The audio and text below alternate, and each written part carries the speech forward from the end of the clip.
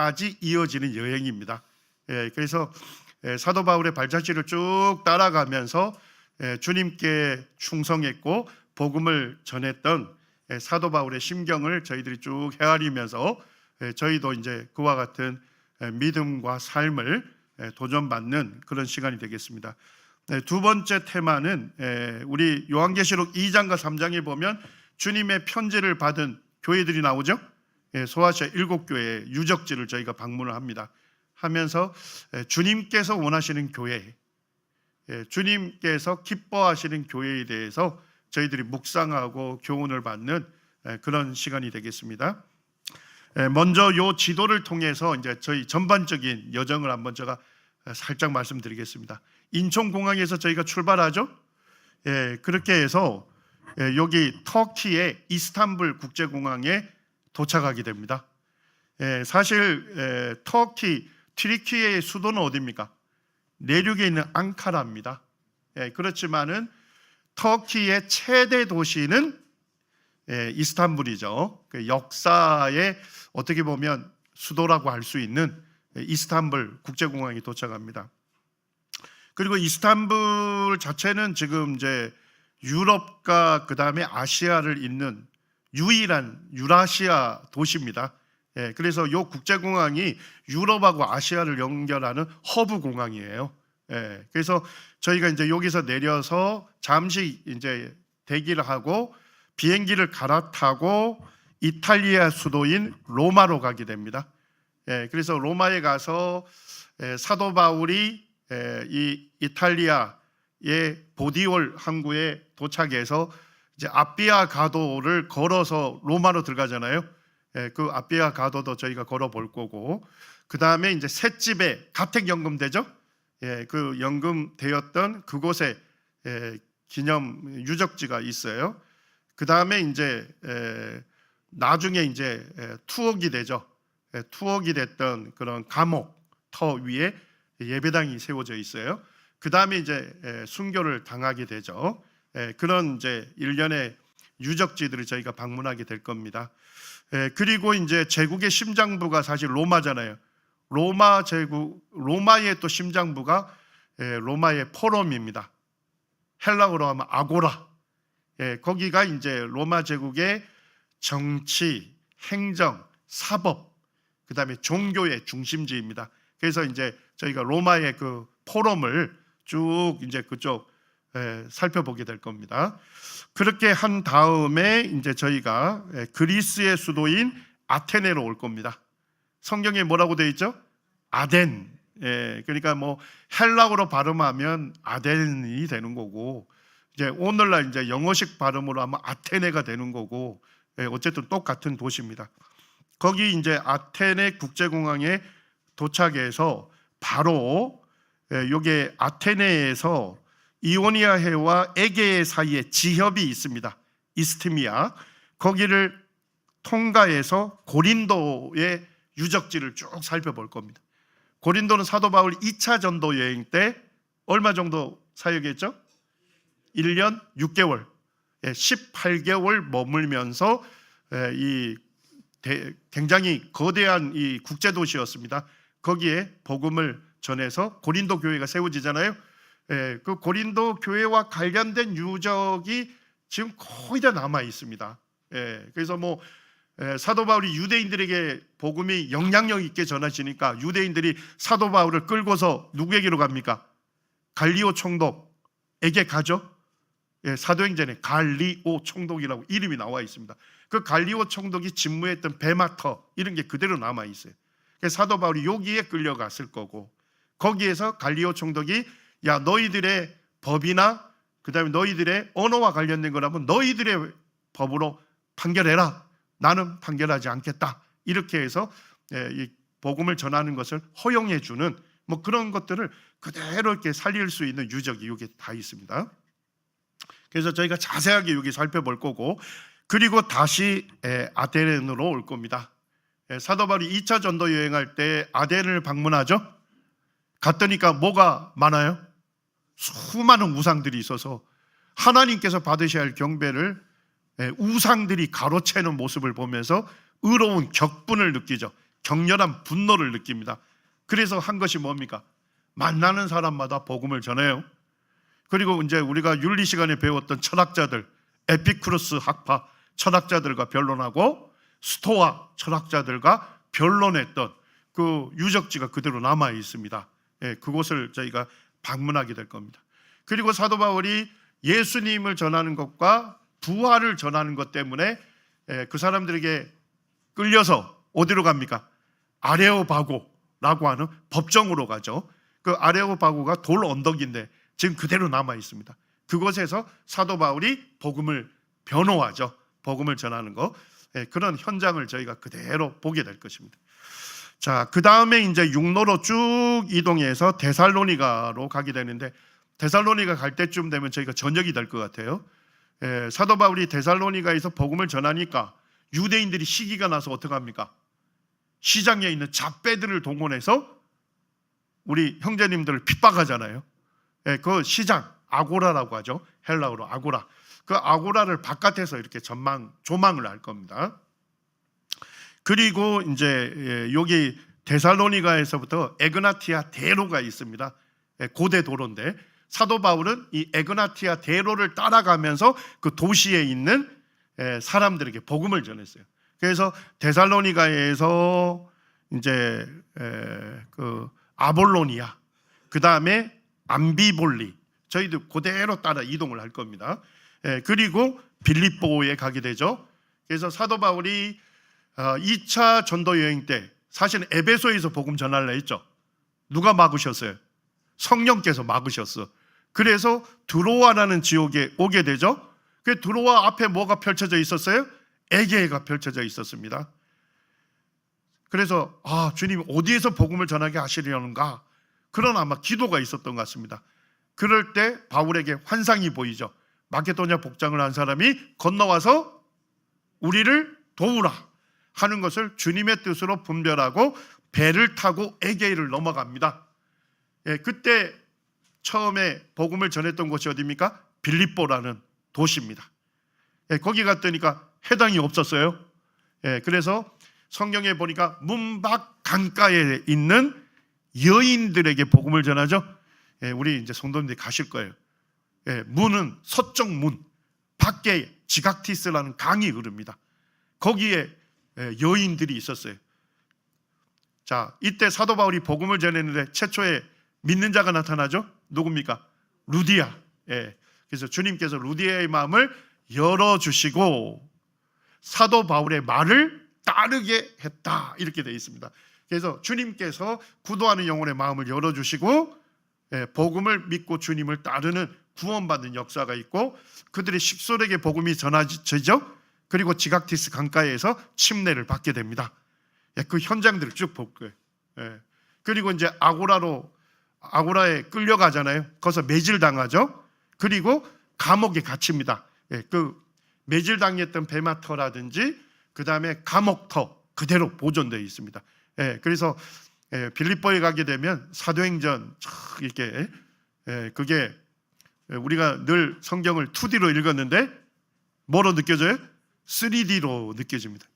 저는 이제 요번 5번째 방문하기 때문에 그곳에 가면 4D로 느껴져요. 뭐 이렇게 냄새까지도 빌립보의 냄새 뭐 이렇게 이제 느껴질 정도로 성경을 읽을 때 생생하게 마음에 이렇게 와닿습니다. 그 다음에 이제 이 드로아에서 배를 타고 최초로 도착한 곳이 어디입니까? 네아폴리입니다. 사실은 네아폴리는 빌립보의 외항이에요. 자, 서울의 외항이 어디였습니까? 예전에 인천이었잖아요. 인천을 간다는 얘기는 서울로 가기 위한 거죠. 네아폴리로 간다는 건 빌립보로 들어가기 위한 겁니다. 그래서 네아폴리에 가게 되면 사도 바울 도착 기념 교회가 있어요. 거기 이제 저희가 방문하고 그 다음에 이제 육로로 여기 터키의 국경이 있습니다. 압살라라고 하는 국경을 저희가 통과할 거예요. 차로 통과해서 여기에 보시면 여기에 작은 해협 보입니까? 해협. 거기를 다다넬스 해협이라고 하죠. 이 다다넬스 해협을 지금은 그 다리가 놓여 있어요. 다리. 근데 우리나라 SK가 건설한 다리입니다. 이게 이제 오늘날 최장거리의 현수교입니다. 우리나라 기술로 지금 건설이 돼 있어가지고 예전에는 배 타고 건넜는데 지금은 다리로 건넙니다. 저희가 다다넬스 해협. 사실 요 다다넬스 해협을 건너가서 이 아시아 페르시아 제국을 정복한 사람이 누굽니까? 알렉산더는 여기 배로 건넌 거예요. 근데 우리는 다리로 자동차로 그 역사의 현장을 건너갈 겁니다. 그렇게 해서 여기 이제 요쯤에 아이발르기라는 곳에 이제 저희가 하룻밤 자고 그 다음에 버가모를 방문할 겁니다. 버가모 어디에 나오죠? 아시아 7교회 세 번째 주님으로부터 편지를 받은 교회입니다. 그 유적지 저희가 보고 그 다음에 네 번째 편지를 받은 두아디라를 가게 될 겁니다. 그리고 이제 여기 에베소 가까이에 거기 쿠사다시라고 하는 항구 도시가 있어요. 성경에는 안 나와요. 쿠사다시라는 그 좋은 호텔에서 아마 묵을 것 같은데 거기서 바다를 딱 보면 섬이 하나 보여요. 그 섬이 사모섬입니다. 사모. 사도 바울이 3차 전도 여행 기항길에 사모섬에서 하루를 묵어요. 거기가 사모섬이 보입니다. 저희가 거기서 자고 그 다음에 바로 밑에 밀레도 등장하나요? 3차 전도 여행하고 기한로에 예루살렘으로 빨리 가려고 에베소 교회 장로들을 밀레도로 초청하죠. 그리고 그 3년 동안 동고동락하면서 주님을 섬겼던 에베소 교회 장로들에게 고별 교제를 합니다. 거기가 밀레도입니다. 거기 이제 밀레도 유적지가 잘 남아 있기 때문에 저희들이 자세하게 유적지 답사를 하게 될 겁니다. 그 다음에 이제 가는 곳이 에베소입니다. 자, 에베소는 몇 차 전도 여행의 중심지입니까? 3차 전도 여행의 중심지죠. 몇 년 사역했습니까? 3년을 사역했습니다. 3년 중에 2년 동안 두란노 서원에서 제자들에게 말씀을 강론했죠. 날마다 강론해서 꼬박 2년을 강론했습니다. 그래서 소아시아 전역에 복음이 전해져요. 에베소는 진짜 유물이 그대로 남아 있습니다. 그대로 사도 바울이 걸었던 그 도로, 대리석 도로를 걸을 것이고, 사도 바울이 복음을 전했다는 두란노 서원 그 유적지로 추정이 되는 곳이 있어요. 이제 제가 지금까지 몰랐는데 이번에 다시 공부를 쭉 하다 보니까 터키의 그 고고학자가 여기가 두란노 강당이 있었던 터일 거다. 근데 굉장히 가능성이 있어요. 거기 셀수스 도서관 가본 분 있죠?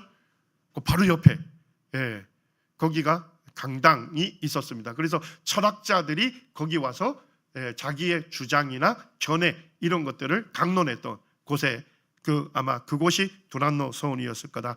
그런 것들이 쭉 있고, 그 다음에 이제 사도 바울이 복음을 전하는 것이 굉장히 영향력이 있으니까 그 아데미 신전 아데미 신상 이렇게 은은 장색들이 있었잖아요. 그 사람들이 뭐예요? 복음 전하는데 복음이 영향력 있게 전해지니까 인간이 만든 것은 뭐가 아니다, 신이 아니다 하는 이 진리가 전해지니까 이 사람들이 돈벌이가 풍성해졌어요. 그래서 이제 사도 바울은 잡지 못하고 아리스다고 하는 두 형제님을 끌고 어디로 갑니까? 성경에 극장으로 갔다 이렇게 되어 있죠. 극장. 그 극장이 지금 그대로 보존되어 있습니다. 거의 완전히 보존되어 있어. 지금도 이제 거기에서 오케스트라 이런 공연도 하고 연극도 공연하고 있습니다. 거기 이제 그대로 그 성경의 현장이죠. 거기를 갈 거고, 또 사도 바울이 또 노동했던 그런 아고라 이런 데도 저희가 쭉 갈 겁니다.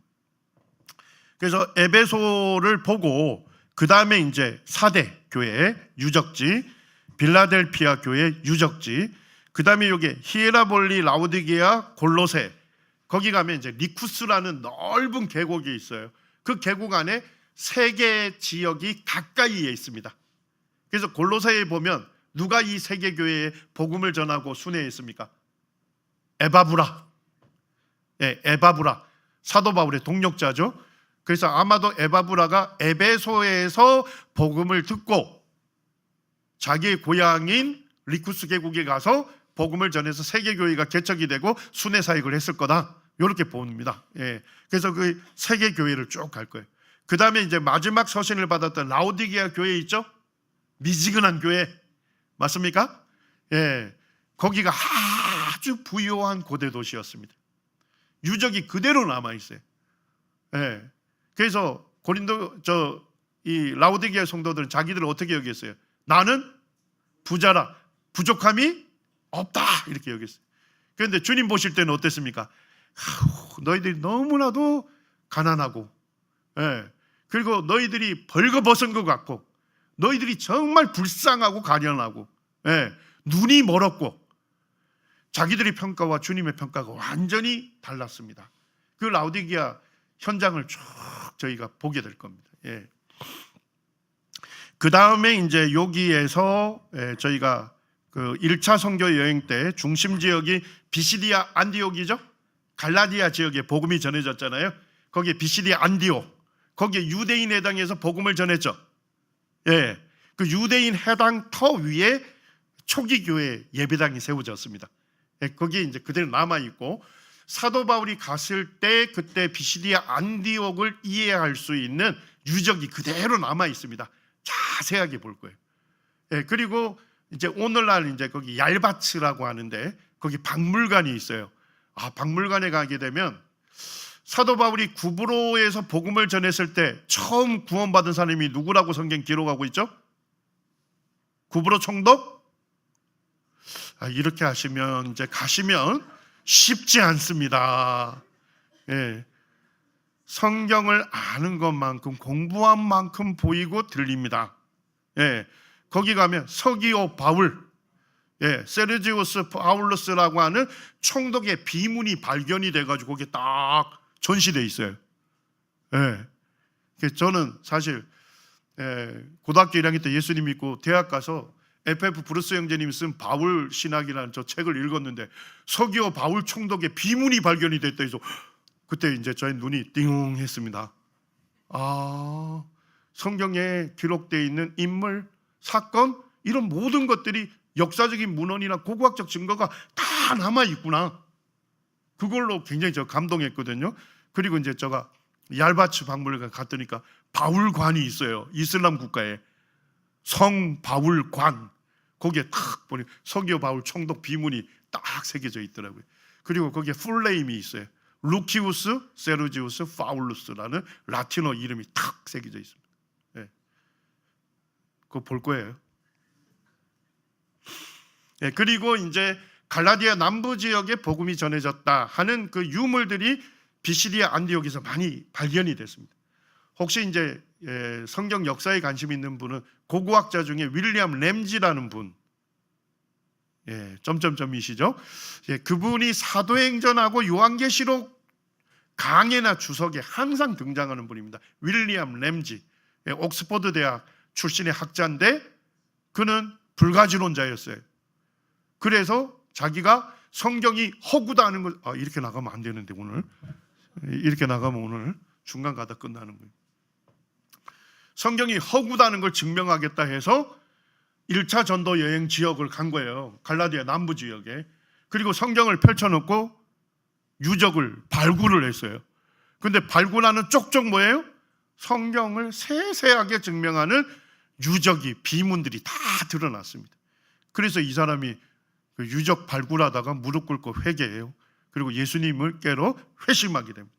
그러면서 이제 사도 바울 서신의 그런 연구들, 그 다음에 요한계시록 이런 연구들을 해서 많은 강해서와 주석서에 윌리엄 램지라고 하는 믿음의 사람 이름이 계속 등장해요. 그 사람이 발굴했던 게 거기에 전시가 되어 있는 거예요.